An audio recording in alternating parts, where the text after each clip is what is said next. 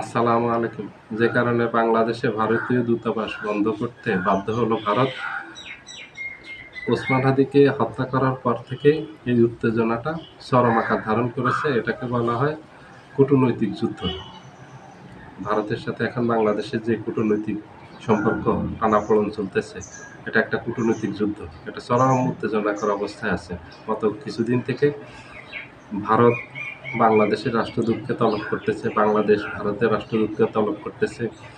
গত ১৬ মাসে বাংলাদেশ ডক্টর ইউনূসের সরকার ভারতীয় রাষ্ট্রদূতকে রেকর্ড বাংলাদেশের ইতিহাসে ৭-৮ বার তলব করছে, যেটা বাংলাদেশ গত ৫৪ বছরে ৮ বার করতে পারেনি। ডক্টর ইউনূসের সরকার ১৬ মাসে ৮ বার করছে।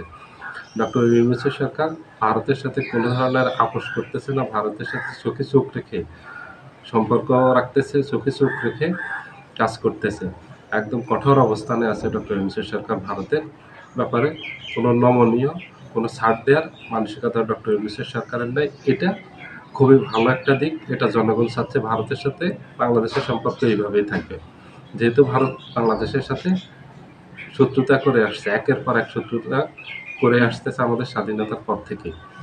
আর ৫ই আগস্টের পর থেকে স্পেশালি এই শত্রুতা অনেক বাড়িয়ে দিয়েছে। ৫ই আগস্টের পর আওয়ামী লীগ পালিয়ে গেছে। আওয়ামী লীগ পালিয়ে যাওয়ার পর ভারত করল কি? ভারতের সকল বর্ডার বন্ধ করে দিল। বাংলাদেশের সাথে সকল যোগাযোগ বন্ধ করে দিল। ট্রেন যোগাযোগ, সড়ক যোগাযোগ, বিমান যোগাযোগ, সব যোগাযোগ বন্ধ করে দিল। ব্যবসা বন্ধ করে দিল। যারা চিকিৎসার ভিসায় ভারতে যেতেন তাদেরকে ভিসা দেওয়া বন্ধ করে দিল। ব্যবসায়িক ভিসা বন্ধ করে দিল। যারা ট্রাভেল করতে যেতেন তাদের ভিসা বন্ধ করে দিল। একের পর এক ভারত শত্রুতা করেই যাচ্ছিল। ভারতে বসে এই যে নিষিদ্ধ সন্ত্রাসী সংগঠন আওয়ামী লীগ, ছাত্রলীগ, যুবলীগের নেতাকর্মীরা একের পর এক পরিকল্পনা ভারতে করে বাংলাদেশকে অস্থিতিশীল করার জন্য বাংলাদেশে সন্ত্রাসী কর্মকাণ্ড চালাচ্ছে।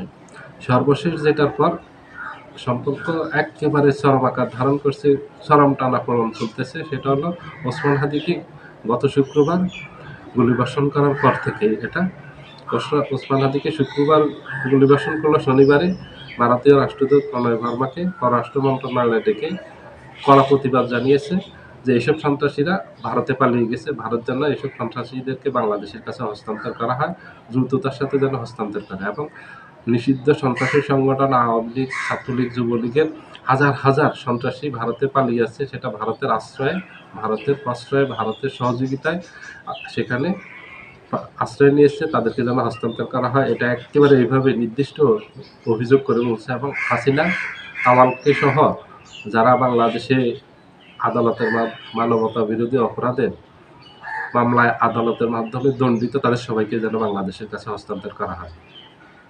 এই কূটনৈতিক টানাপোড়েনের মাঝে ভারত এবার চট্টগ্রামে যে ভারতের হাইকমিশন অফিসটা আছে সেটা বন্ধ করলো, এবং এটা সবার দাবি।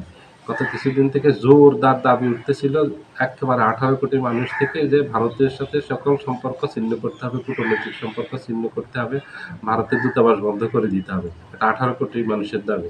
5-6 দিন আগে আপনারা জানেন এই যে ঢাকায় ভারতীয় দূতাবাসে যে বন্ধ করার জন্য সেখানে বিক্ষোভ মিছিল করছে, সেটা জনদাবি ছিল। ভারতের বিপক্ষে মানুষ খুশি উঠতেছে, কারণ ভারতের মদদেই এইসব সন্ত্রাসী কর্মকাণ্ড চালাচ্ছে বাংলাদেশে। বাংলাদেশকে অস্থিতিশীল করার জন্য, অস্থির করার জন্য, বাংলাদেশের সামনের নির্বাচন যেন হতে না পারে বানচাল করার জন্য ভারত সরকার সরাসরি জড়িত এটার সাথে। এগুলি গোয়েন্দা তথ্য সরকারের কাছে আছে, একদম সকল প্রমাণ আছে। এই জন্য সরকার খুব কঠোর অবস্থানে চলে গেছে ভারতের সাথে। হয়তো বাংলাদেশের সাথে কিছুদিনের ভিতরে একদম পুরোপুরি কূটনৈতিক সম্পর্ক বিচ্ছিন্ন হয়ে যাবে, আর থাকবে না। এটা সরকারও কঠোর অবস্থানে আছে, জনগণের কঠোর অবস্থানে আছে। কালকে যে ওসমান হাদির জানা যায় এত মানুষ হলো, লক্ষ লক্ষ মানুষ হলো, সারা বাংলাদেশ থেকে মানুষ অংশগ্রহণ করছে।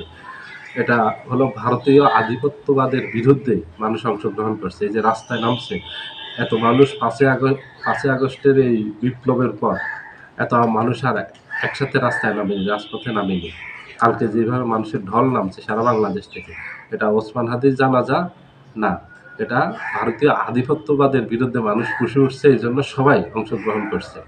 এবং সেখান থেকে আওয়াজ উঠছে ভারতের সাথে, সেখান থেকেও এই বক্তব্য আসছে, এবং সেই দাবি আসছে যেন ভারতের সাথে কূটনৈতিক সম্পর্ক ছিন্ন করা হয়। ভারতের সাথে কোনো ধরনের সম্পর্ক রাখা যাবে না।